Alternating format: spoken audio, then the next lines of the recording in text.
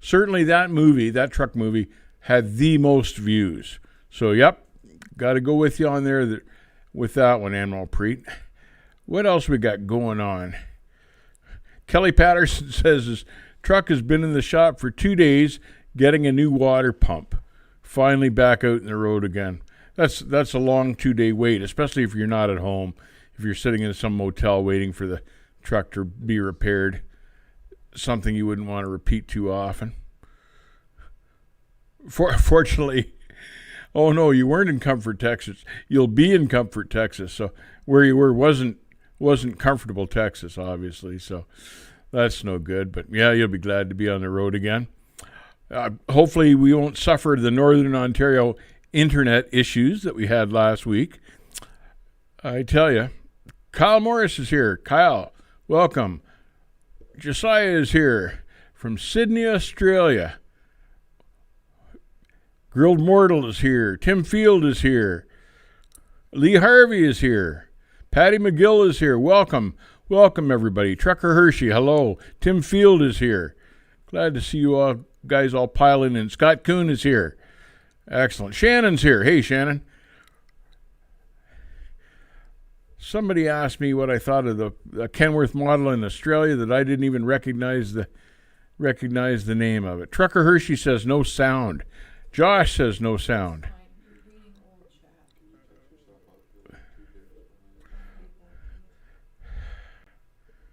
Christopher, going to buy my first truck.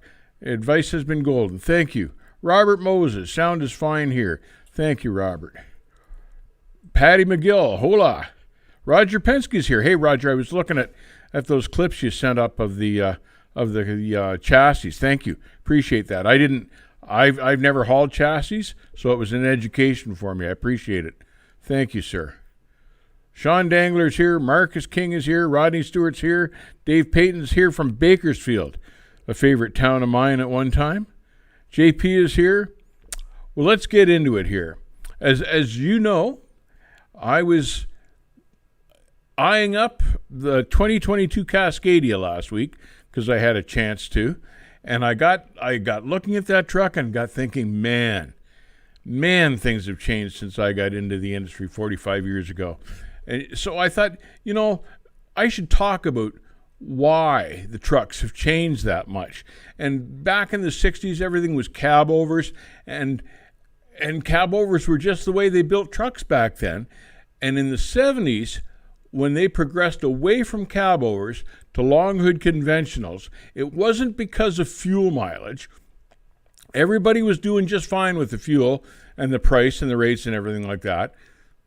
They got away from cab overs because the drivers felt safer driving the long hood conventionals, because in a cab over, let's face it, and back then there were a lot of 2-lane roads too, but in a cab over, you were the first one at the scene of an accident, and all sorts of guys in a head-on got spit out through the windshield and got badly hurt or killed. Cab overs were dangerous in a collision.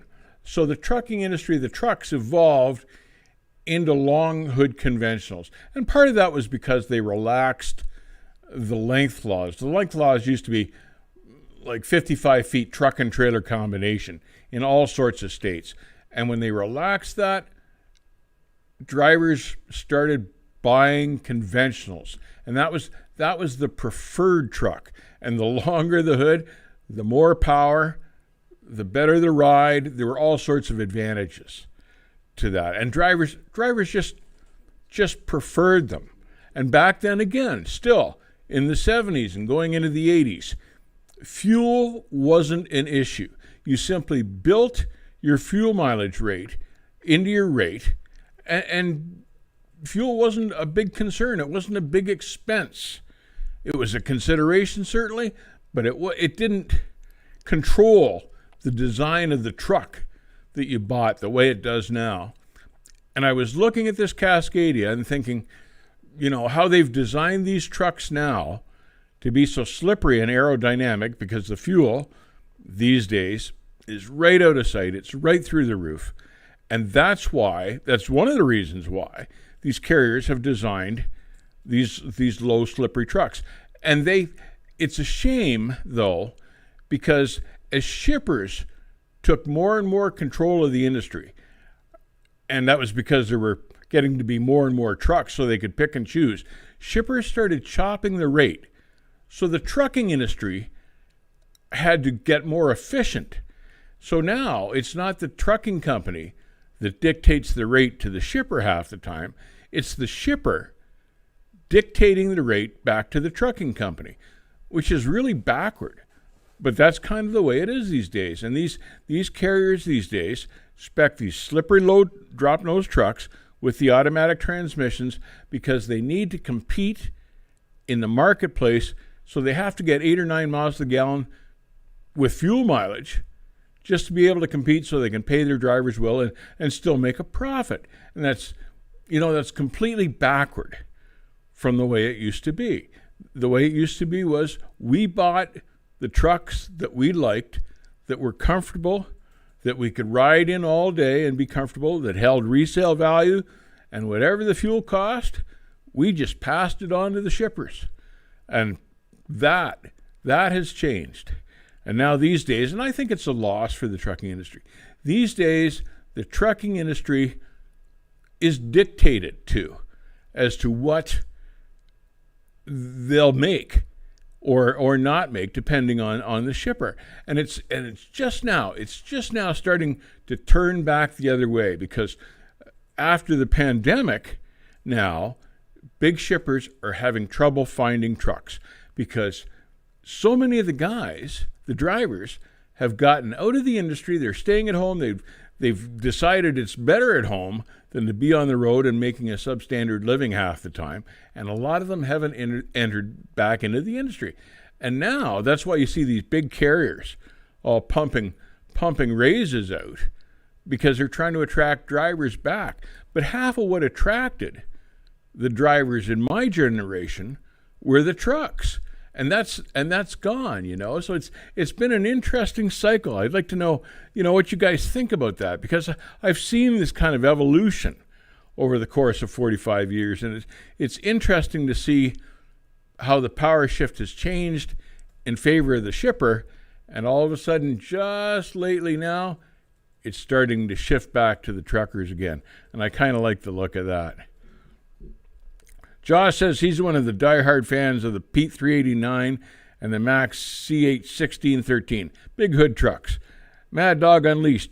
My last Cascadia was in the shop at the time, worked until warranty ended, and the drivers lost their mind when the fuel hit $1 a gallon.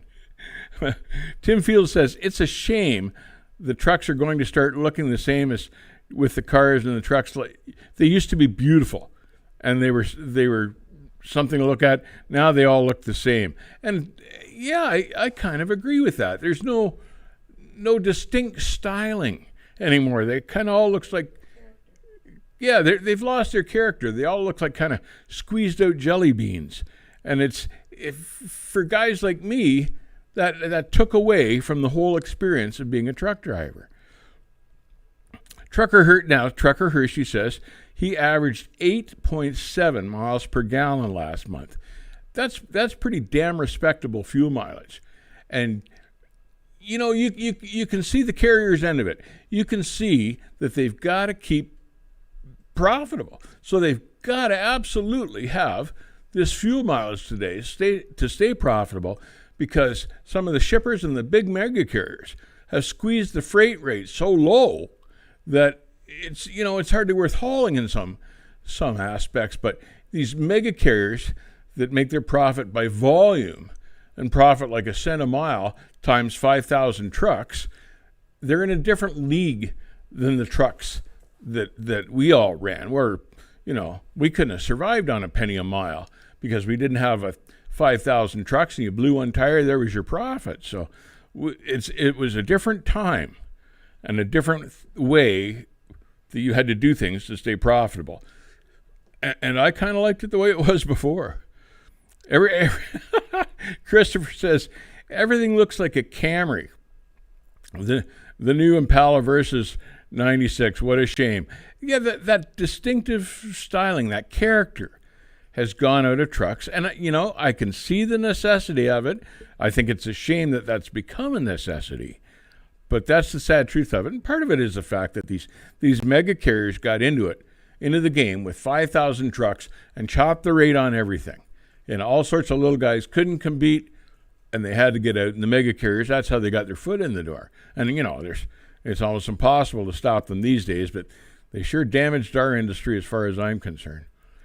Trucker D33, I just got out of a 19 T680 and went to work running local in a 94 LTL 9000. Well, there is a switch. There is a switch right there. But there were still conventionals in the 60s and 70s, but they were mostly before the cab overs. The cab overs dominated the industry. And if you saw a conventional, it was like a Ford Louisville, and they used it for shunting, but you didn't see them on the highway. And then when the big hood trucks started to appear, like the W900A and the Kenworth 925 and stuff like that, the Pete 351 and the 359, everybody, all the guys that drove for a living just went right for that kind of a truck because they looked a whole lot safer to drive, and they were a whole lot more comfortable to drive, and they were warmer to drive. Those cab overs could be really cold in the winter, but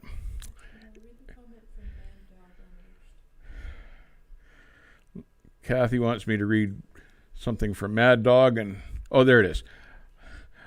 We had respect for each other, and now that's gone. That's true too.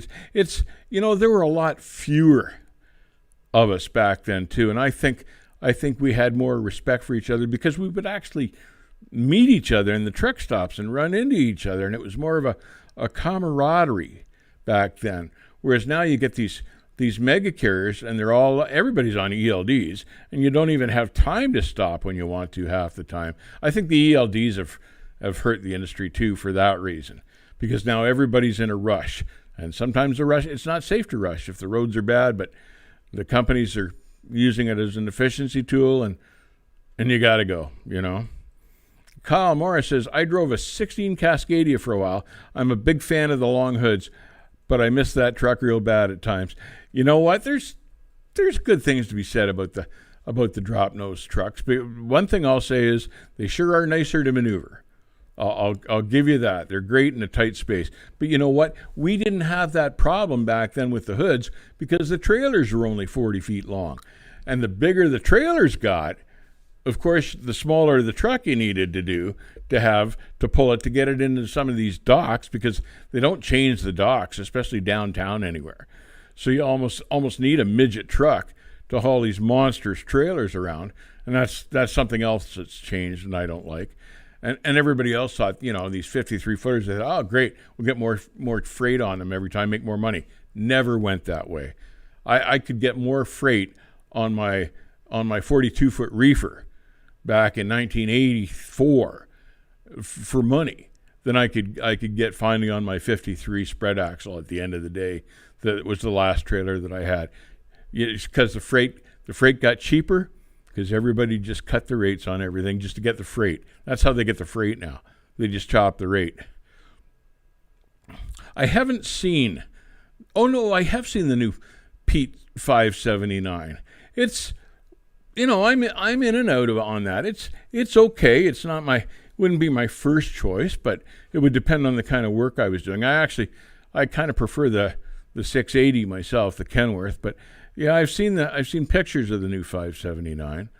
But it's kind of a trade-off. And for owner operators that are paying $180,000 plus for a truck these days, for a new truck, you'd think for $180,000 you'd be able to buy something that you'd be proud to drive and enjoyed looking at. But nowadays you kind of got to weigh, the fuel mileage against the nicer looking truck. It's a tough call. Roger Penske says, well, it's the same way with aircraft as well. Unless you're a seasoned airplane spotter, they pretty much all look the same nowadays. Yeah, that's true too. And look at those old planes they race up in Reno, man. Those look like airplanes.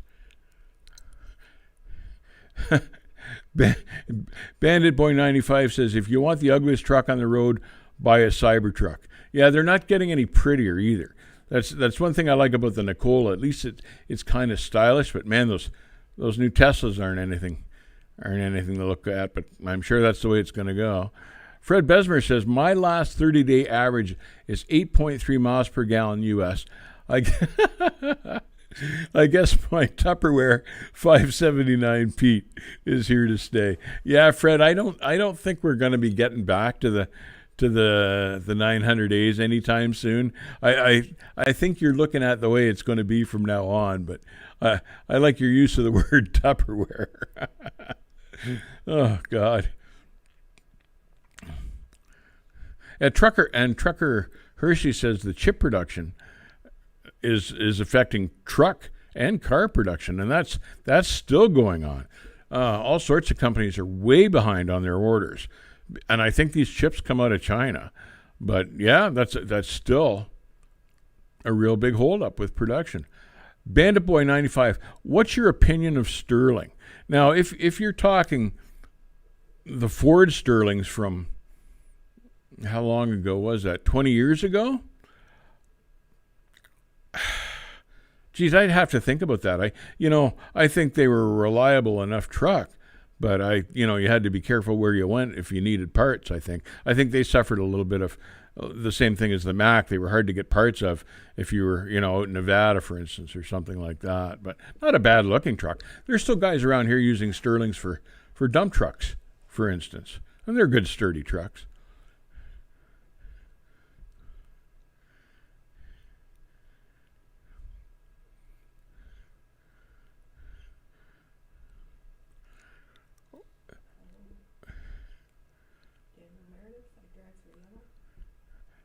Daniel Meredith, I drive for Yellow, and you could not tell that I used to work for Swift. No, you're in a good spot there, Daniel. I'd hang on to that as long as I can. You're just doing like yard work and local stuff too, I think you said, and Daniel says he used to work for Swift.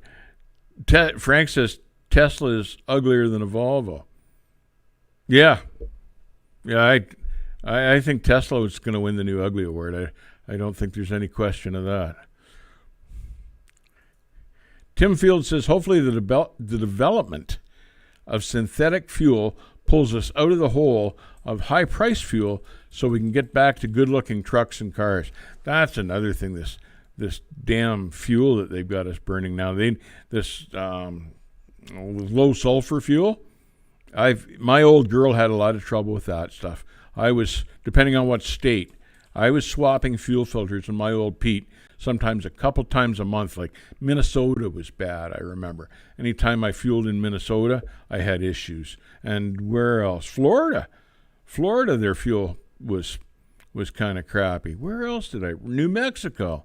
But yeah, because there's no set standards for that fuel. So I hope they solve that problem, because they still got issues with it, and it gels like a bugger in the winter. Western Star looks like they used to originally, and the wood grain is cool. Yeah, the Western Star is still a good-looking truck, and it's one of the few you can say that about. They kind of kept that grill style that they had on the old Stars and just kind of sloped it back, and it was a good-looking grill. And I think you guys have heard me say that one of the nicest trucks I ever drove inside was an old Western Star. God, the upholstery was nice in that truck. And back then they had a really narrow cab. I could reach across the seats and roll up the passenger window or roll it down. That's how narrow those cabs were on those trucks.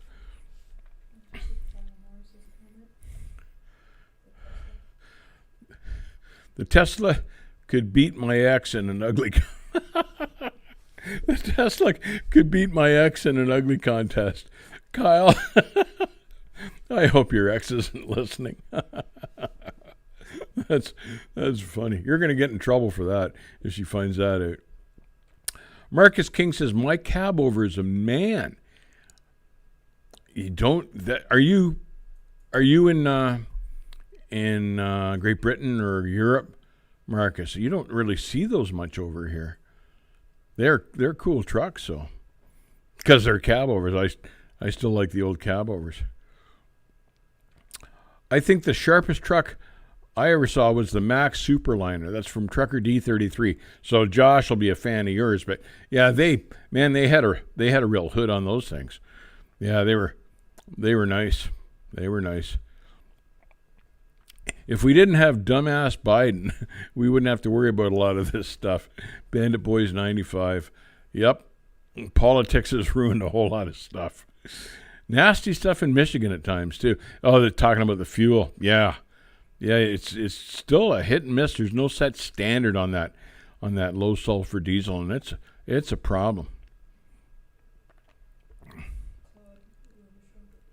Claude Robichaud says, it's all plastic now, and there's no way these new trucks are worth the kind of money being paid out 20 years plus ago.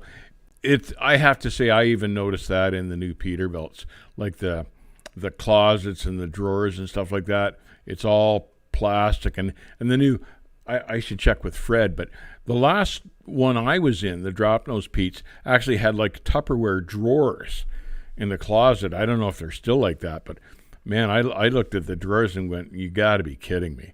But that's how it was in the one I looked at. I forget. It was a 386. That's a few years ago now, but I remember thinking, Jesus.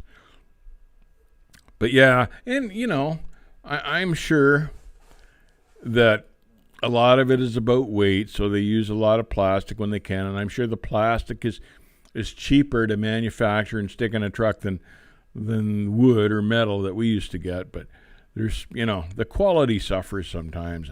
That's what I hate to see. A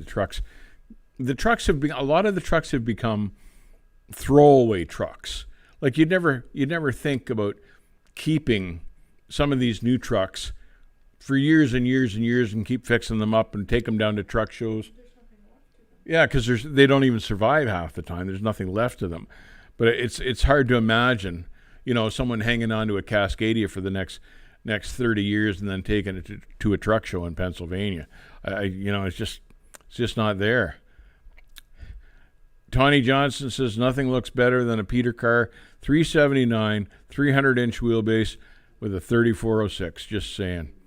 Yeah, it's pretty tough to match that, Tawny. I've got the 379, but the truck I always liked the look of best was the W900A, the long hood truck.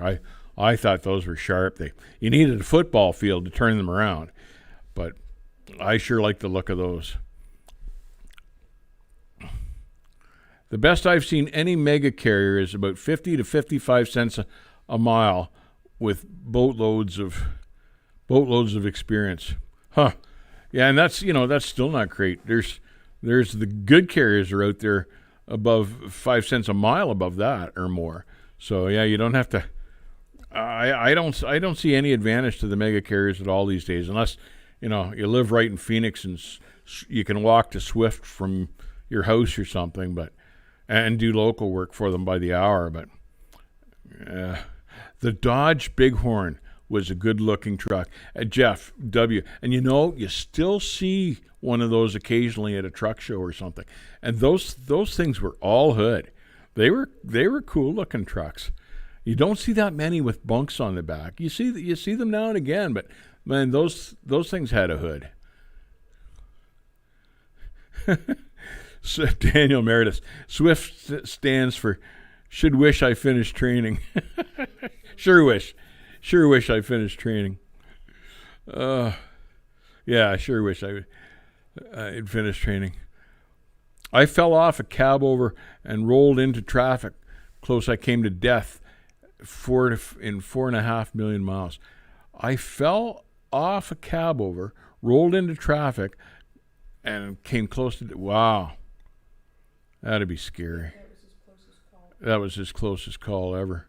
You wouldn't want to repeat that twice, I bet, Mad Dog. The cab overs were neat, but they had their issues. I fell out of one myself one time in the wintertime when they were, everything was slippery and iced up. There was a pole. You could swing out, grab the pole, and then you got to hit a step on the way down.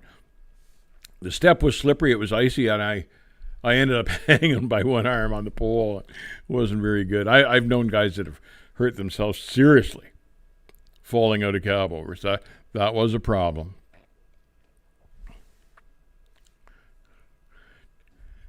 Tim Field, International Lone Star and Tesla are tied for the ugliest truck.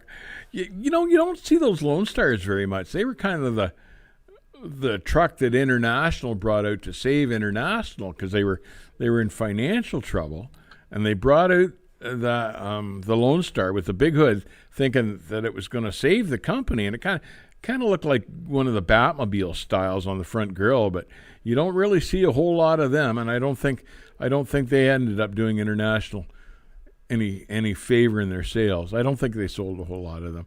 You see them once in a while. In my opinion, which is better, Freightliner, Pete, Kenworth, or Internationals?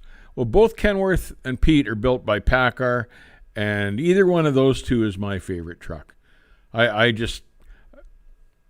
think there's more quality built into the PACCAR trucks, and there's certainly more resale. They're not throwaway trucks, the Petes and the Kenworths. The old Diamond T's were really cool in the 30s and 40s. They were some of my favorite looking trucks as Chase the Master. Yeah, those were nice, and the Rios too.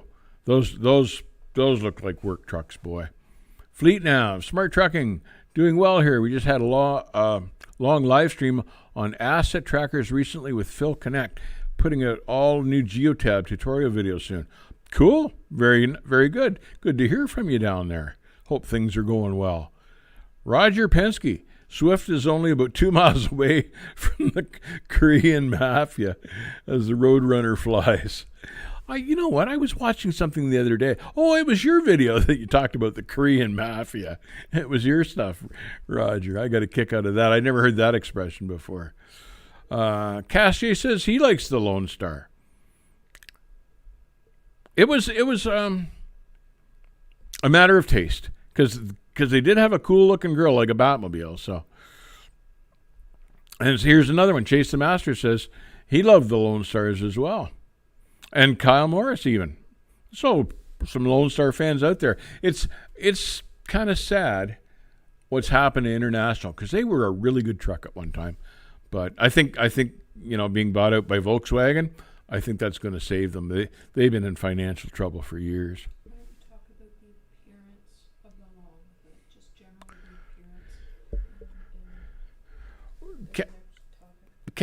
Kathy's asked me to mention something about the appearance of the long hood trucks.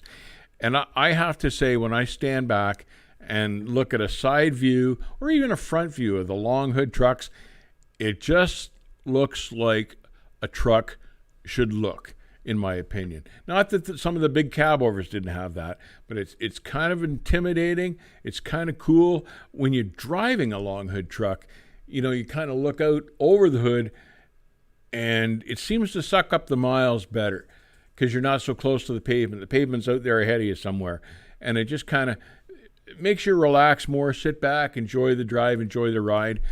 One of the other things I liked about the big hood conventionals was on a really slippery road, if you had a long hood conventional, you could watch the hood in relation to the shoulders of the road and see which way the truck was pointing, and you knew how to correct the wheel to bring it back straight again. In a cab over, you were doing this with no reference point. And this Cascadia that I was in last week, I could not see the hood at all in that truck either. And so it had no reference point. I'd been in a few other drop nose trucks, like a 680 and stuff like that, but you could see a little hood. That Cascadia, when I looked out over the wheel, you couldn't see any hood at all, which shows you how much they've dropped the nose of those things for the fuel mileage. Tim Field says, it's interesting, they're all automatics. Yeah.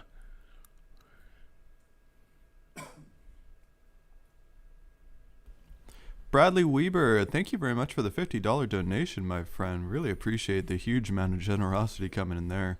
Hope you're enjoying the stream thus far this afternoon. I hate the new trucks, all cookie cutter. Long live long nose trucks. Thank you very much for the 50, Bradley. And welcome, Corey Hodgkins, for the new member. Welcome to the Smart Trucking team. Glad to have you aboard. Thank you both for your generosity. Hey, welcome, Corey. And Bradley, thank you. Now, talking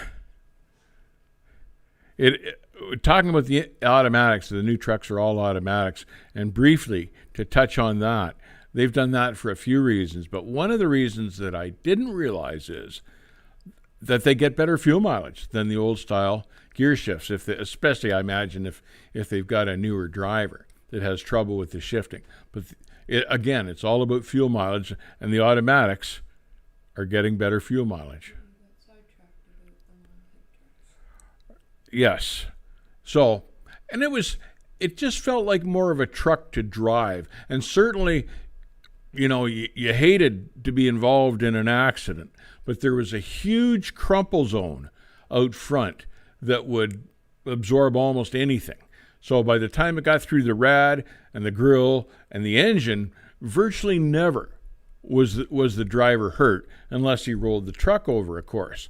But in a head-on a 2-lane, almost always the drivers survive those hits.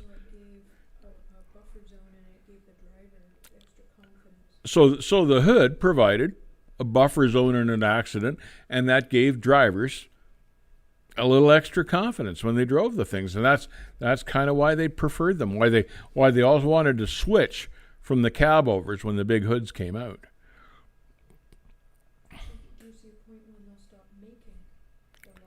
And there, Kathy brings up a good point. She's saying, do you see a point where they'll ever quit making the long hoods completely?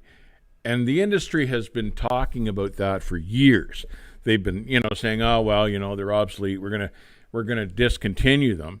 Yet at Peterbilt, for instance, the 389, the long hood truck, continues to be their best-selling model. So it's kind of hard to say, we're going to discontinue a truck that's obviously our best-selling model. And I think there's always going to be an element of guys out there that are able to charge what their time and their money is worth and run a conventional and not have to cave. They'll be able to charge shippers what they need to do the job rather than have to cave, buy a slippery truck just because they're so afraid of, losing the contract to Swift or somebody like that. I have a question I'd like to put out there to the folks in the chat. When you're looking for a trucking job and you're looking for a company driving job, do you take the truck you're going to drive into consideration? Like, do you look for a company with, nice new trucks or a certain type of truck? I think that would be interesting to know. Yes, and I hazard a guess here, saying that some guys care and some guys don't. In my case, I'd look every time to see what I was going to be driving because it was important to me. But not everybody's like that. And I'm not saying I would turn down the job because it was a slippery truck. Because pardon me? I have driven. Those were cab overs. I have driven crap in my days. But where was I? I'm not saying that I wouldn't drive a slippery truck if the money was really good, because really that's what it's all about. But certainly, if I were given my druthers, I'd still prefer to drive a long hood truck. It's just my personal opinion. Some guys like the maneuverability and the extra room and the slippery trucks. Myself, I'm an old guy. I still like the older trucks.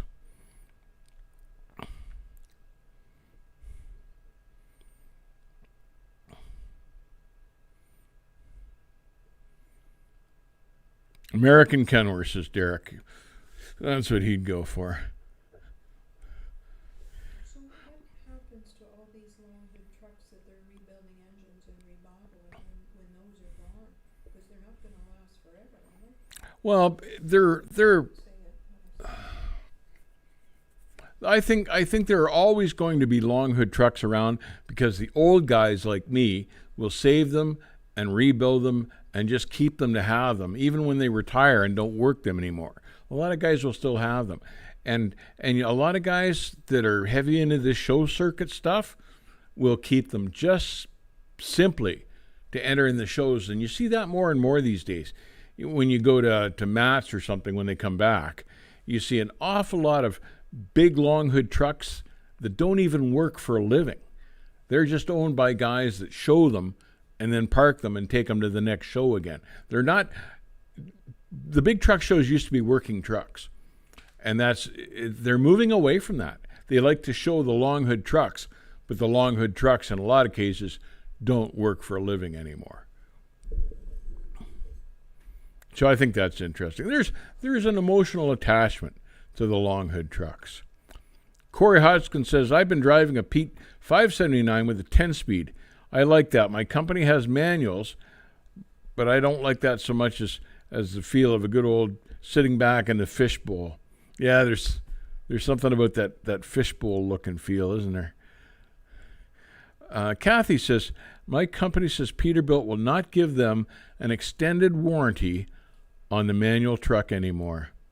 Well, and that could well be true. I believe that. That's a shame. That's a shame, but I believe it. Yana says, how are you sitting that you couldn't see the hood in the Cascadia? I drive almost the same truck, and when I'm driving, the entire hood is in view. Well, Yanis, I like to sit down low and sit back and stretch my legs out. And maybe if I shove my gut up against the wheel, I could see the hood. But in the position that I usually drive in, which is kind of a lean back and relaxed position, because, I figure if you're going to do 500, 600, 700 miles, you should be relaxed in a comfortable position. So that's the way I sit when I drive. And from where I was sitting, I couldn't see the hood. Didn't like it. No, and it didn't feel right. It didn't feel right. I didn't care for it. I was with him when he did a test drive in that Cascadia. And it was interesting to hear him grumble about a few things. And that was one of the things he kept saying. He didn't like the fact he couldn't see the hood. Yeah, it was a little unnerving. It was like driving a cab over for me. It brought me right back to the old cab overs I used to drive years ago because I couldn't see anything out in front of me. And as far as that Cascadia having a crumple zone, I didn't have that safe feeling because I felt I was like right there. I couldn't see the hood that I was relying on to protect me. Strange, eh? Daniel, thank you very much for the $5 dono. It says old versus new. The weight of the old is a lot of heavy metal, and metal is wanted. Also bad on fuel. The new is cheap, metal/plastic, better fuel mileage. Thank you very much for the 5, Daniel. And something I should add on to that, Daniel, is there's something else that gave us a feeling of being a little bit safer was the fact that those old long hood trucks were pretty much all metal as opposed to plastic. And we knew our frame rails wouldn't crumple up so easily and the hoods wouldn't crumple up so easily. But yeah, plastic, man, you could hit it with your fist and it'll break sometimes.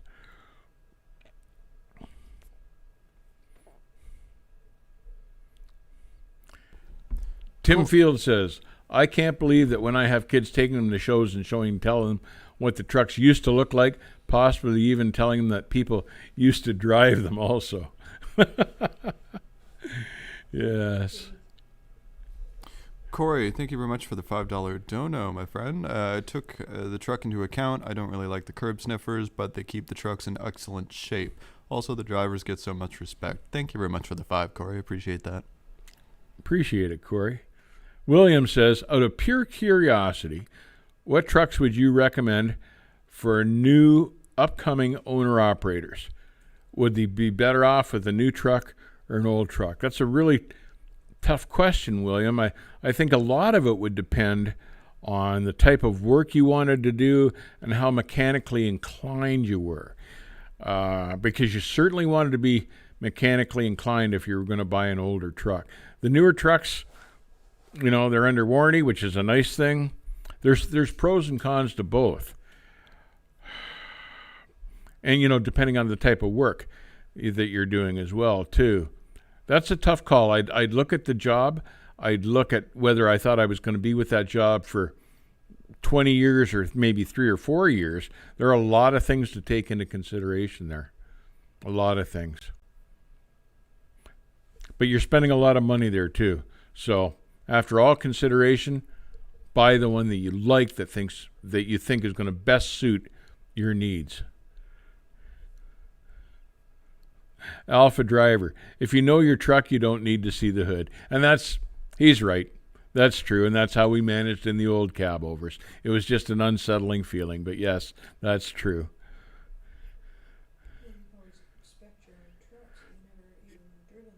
Yeah, no, I never even driven anything like that because I always spot and bought my own trucks, and I always bought and spec'd long hood trucks. So driving that Cascadia was a completely different feeling for me. This is what I was saying. Mark M says, could old trucks be banned or something? And that was my point. Maybe. You know, you can all Mark M. Good question. You can almost see that in the wings. Could old trucks be eventually banned? Because California and the EPA continues to fight emissions. And now I see that, they're starting to license these old coal burners under like a historic plate. Like that's what the Lettuce King is doing with his, just to try to protect it from the EPA rules. So I'm hoping they'll allow them to be grandfathered into a special clause, but it's entirely possible. There'll be a hell of an outcry from old truck drivers across the country, but I wouldn't be surprised if they tried that. I wouldn't be surprised at all. Craig Beat says, what do you think about switching from 24.5s to 22.5s? That's funny you bring that up, Craig. I asked a friend of mine that just the other day because he's running low pro 24s, and I asked him why he'd switched from the regular 24s to the smaller tire. And he said he liked it. It was just purely the look that he went for, and that was why he dropped down to the tire size. Myself, the bigger the tire, the bigger the footprint it makes when it rolls. So if you've got a bigger tire, it's making less revolutions than a smaller tire in the same distance. So I always bought the bigger tires because they would last longer, because you got more revolutions out of them. You would travel farther in a revolution than the smaller tires. But and guys pulling car trailers, for instance, where height is a consideration, almost a requirement, you can't be too tall, then yeah, you've pretty much got to go to the 22.5s. But if you're just hauling general freight or something like that, I'd stick with the 24.5s just because tires now are so expensive. You don't want to be buying them all the time. So I'd stick with the big rubber just because you wouldn't have to replace your rubber so often.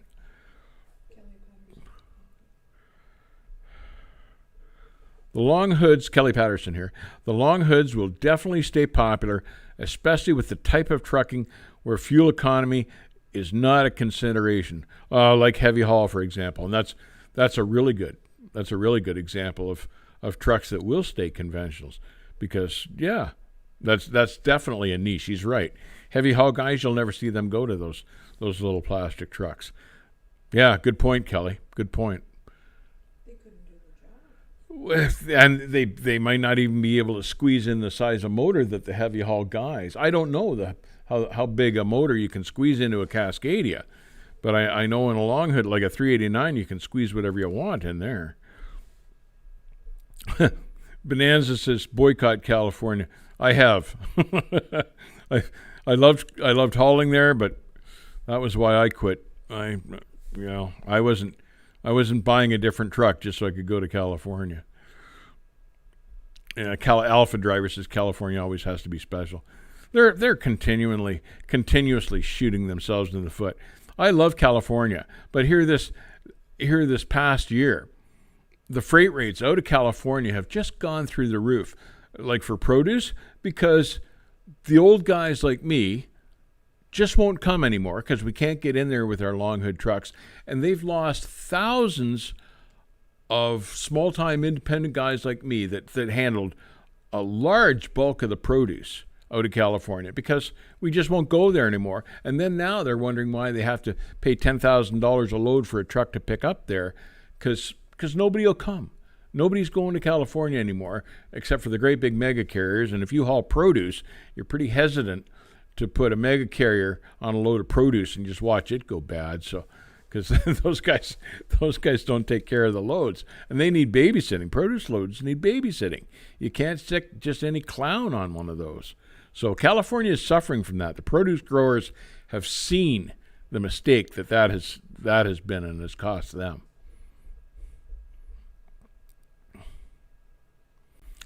Lyndon Johnson says, the miles don't count if there's air in the seat, driver. Maybe that's what it is. Tim Field says California will kill themselves off eventually. Craig Beats, you're welcome, sir. No problem. Thank you. Mark M says, I never go out west no matter how good the rates are. There's enough freight here in the Southeast. Yeah, and the Southeast never suffers for a lack of freight. So, you know, a lot of guys just avoid California anymore just because nobody needs the hassle, you know?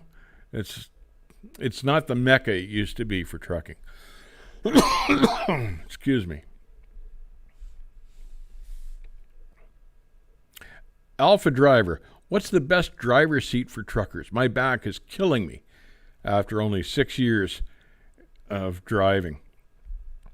I have a Bostrom Wide Glide 2, and it's been a great seat for me. And I have serious back issues, and it's been stupendous. But apparently there is a seat out in the market, and I forget the name of them. They're run about $6,500 a seat, but they're computer controlled, and they read the ride of the truck and adjust the seat automatically as you drive. I saw them at Matt's one year, and the guys that have those say those seats are amazing. I wish I could remember the name of them. Excuse me. But like I say, the Bostrom Wide Ride that I have was about $1,000. Very nice seat. Quite happy with it. So I'd recommend those.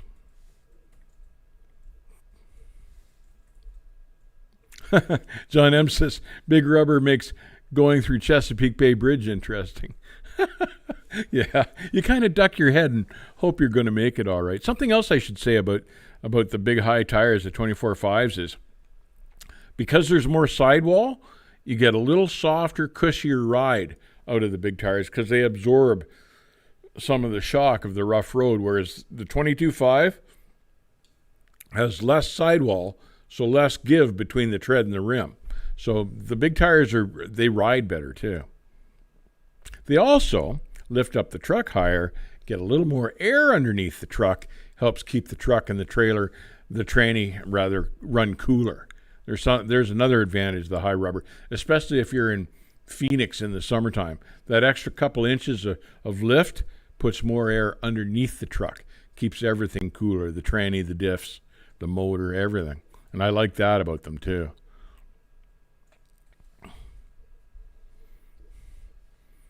Herschel says he's got one of the Boss seats, and now they're called Clear Motion. Huh? I didn't know that, but yeah, they're a great seat, and they're a little wider than the average seat too, and that gives them some extra cushiness. You kind of move around. Craig Beats says, if your carrier refuses to fix the air conditioning in the truck, you should put the fleet manager in a traditional headlock or cross-face with chicken wing. I think I'd go for the traditional headlock. Yeah, the feeder punch. That's what Kathy calls it. Get them in a headlock and just feed them shots in the side of the head. But yeah, there's no reason anymore to be without air conditioning. They've got that stuff pretty much perfected. It used to break down a lot in the 70s, and they've got that now, and God, it can get hot in those trucks. So you need to have air conditioning anymore. It's a requirement. It's a safety issue, in my opinion. Bose, Mark, yes. Both seats. Is that what I said? I don't even remember what I said. I might have said Boss seats, but yeah.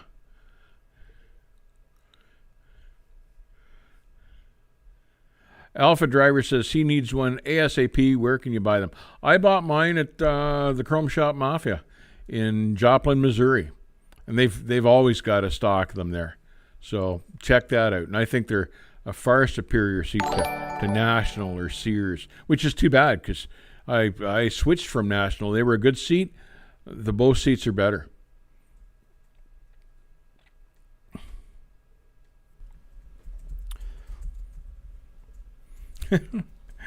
Kyle talking about the fleet manager. You can pin him to the ground and twist his ankle too.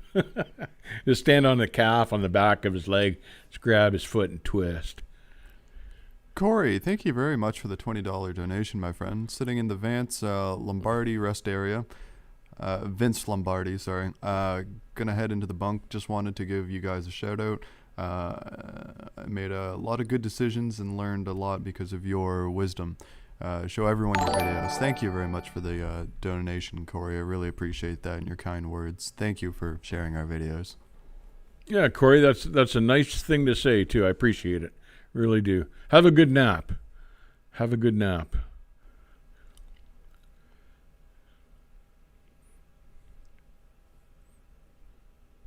Dave, the Eldorado VIP premium seat is also a great seat.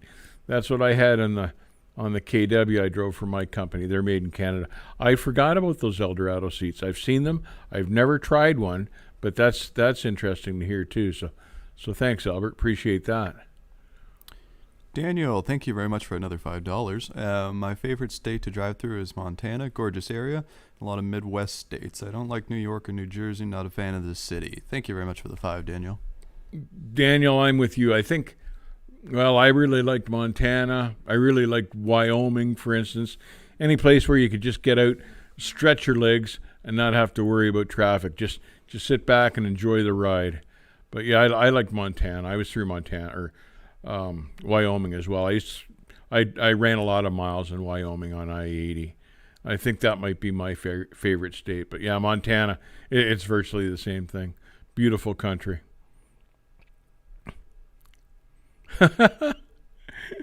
Leon says $6,500 for a seat, but they cry about $10,000 for an APU. Leon, I've never known anybody that bought one of those high-tech seats, but apparently they're amazing. And the guys that have them say they'd never have anything else after having one of those. But like I say, not everyone's got that kind of money to lay down. I can't recall what trucking company it was that put that seat in all of their trucks, and all their drivers just thought they died and gone to heaven. It was a smart move to retain drivers, and I guess it worked. I guess the seats are amazing. Bandit Boy says squatted trucks are the reason South Carolina has terrible roads. Squatted trucks, meaning with the low pro tires and stuff. Bandit Boys. That's interesting. Just because they hit the pavement harder, you think that contributes to the wear and tear on the pavement. Huh. That's interesting.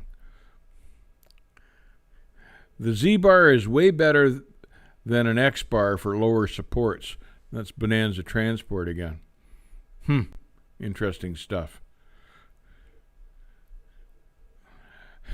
Roger Penske says, I guess Phoenix in the summer. I'm in Palm Springs, headed for LA right now. 102 in the shade and getting a tan. Roger, that's warm, huh? I hope your air conditioning's working.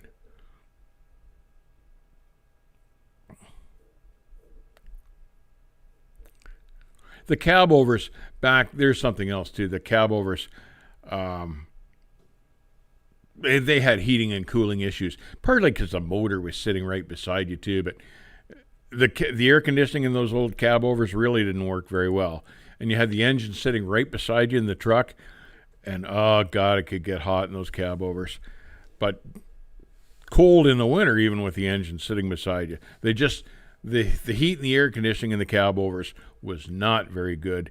And when the conventionals came along, you could actually get really toasty warm, or you could actually get really nice and cool. And The first conventional that I owned was a Kenworth, and oh god, it was nice inside to drive.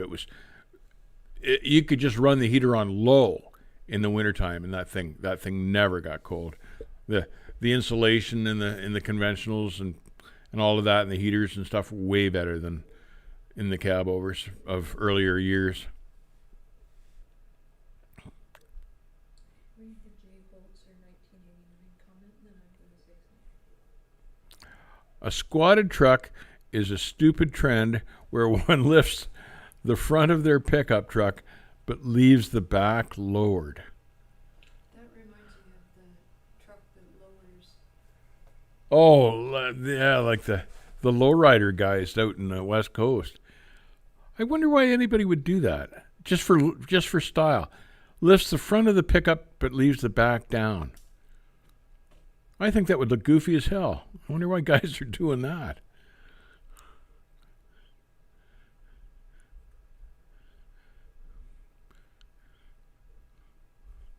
What's the outlook on using older model trucks? You really can't go into California with them anymore. New Jersey, a couple of the states are trying to clamp down on the older trucks, but for the large majority of the country, you're still fine with an older truck. Now, the EPA's mandate, EPA is a national body, and their mandate is to control emissions across all the states, but they're so far behind. And you get out to the Midwest where everyone runs older equipment for farm equipment and stuff like that. I think the old trucks will be around for many years to come, but just not in California. Just not in California, which is sad because some of the nicest old trucks came out of California, and there was no rust issues, and half of those guys are in Arizona and the other half sold them out.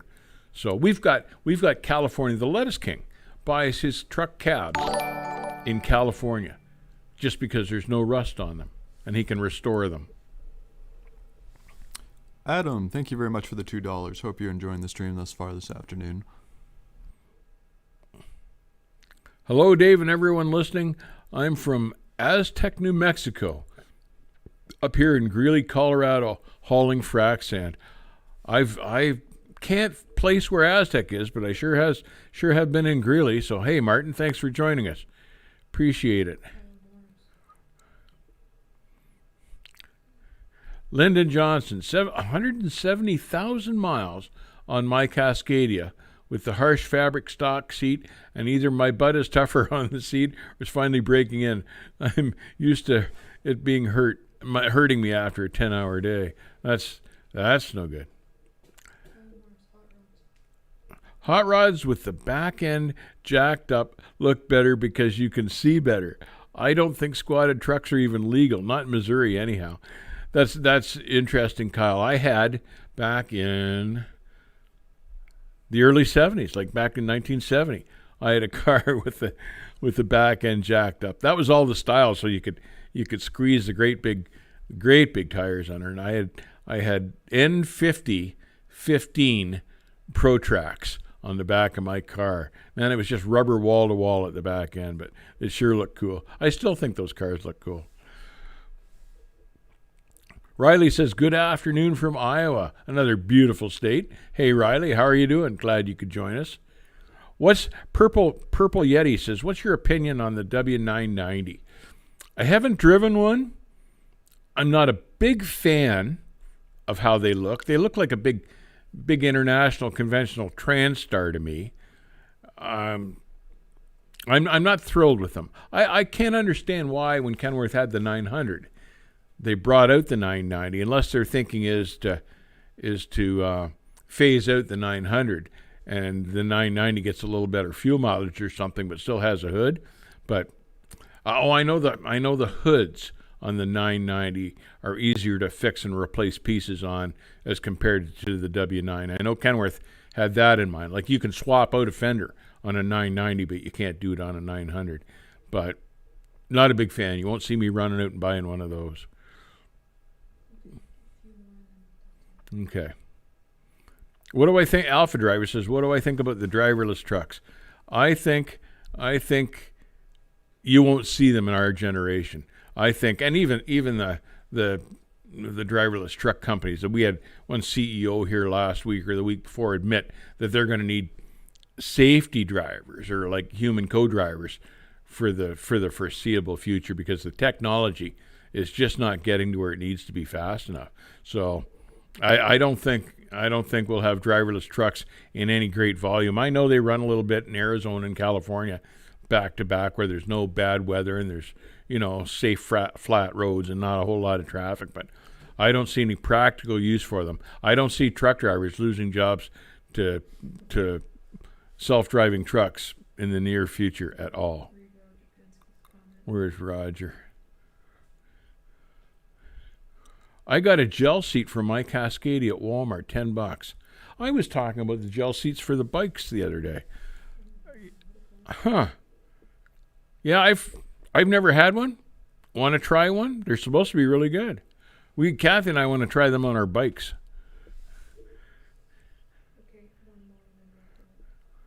Adam Kent Isaac says, I am a dump trucker, although I usually pull a triaxle trailer for hauling construction equipment. I want to give you a shout out to the movie Sorcerer. 1997 is the best truck movie ever. Sorcerer. I will find that and look it up and watch it, Adam. I haven't even heard of that, but appreciate the recommendation. Appreciate it. We'll check that out. Tell them what your next video is about without telling too much about it. Hopefully everybody will tune in to Friday's video this week. I get a few things off my chest. I feel better though after having done it. So check out Friday's video. It should be good.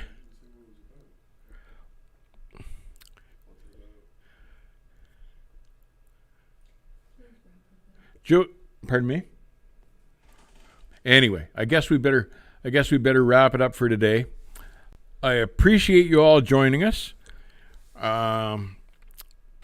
Check out the chat at the top there for if you're interested in buying our Trucker Stories book. It's still a good value for 4.5, 5 hours worth of entertainment.